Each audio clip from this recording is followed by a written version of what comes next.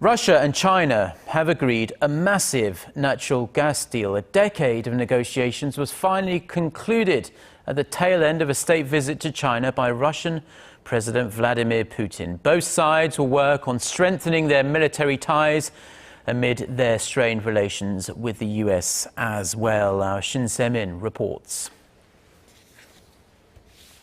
President Xi and Putin finally came to an agreement and signed off on a huge gas deal worth $400 billion on Wednesday. A 30-year contract between the Russian state-controlled fuel supplier and Chinese National Petroleum Corporation is seen as an indicator that Moscow has finally found a new buyer for its gas outside of Europe.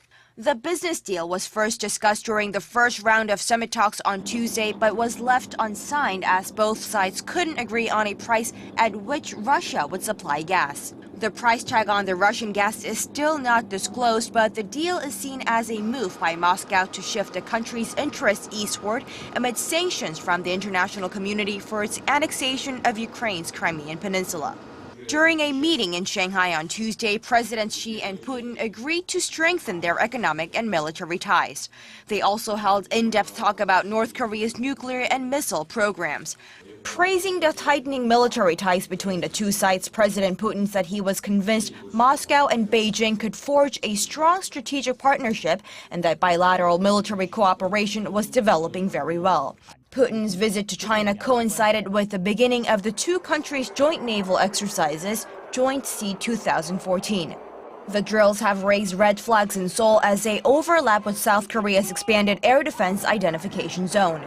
Neither Moscow nor Beijing notified the South Korean government prior to its announcement. It's the first time an international military exercise has taken place within Korean waters since the expansion of the air defense zone last December. In regards to the security situation on the Korean peninsula, both sides said they were concerned about North Korea's nuclear program and the simmering political and military tensions between the two Koreas.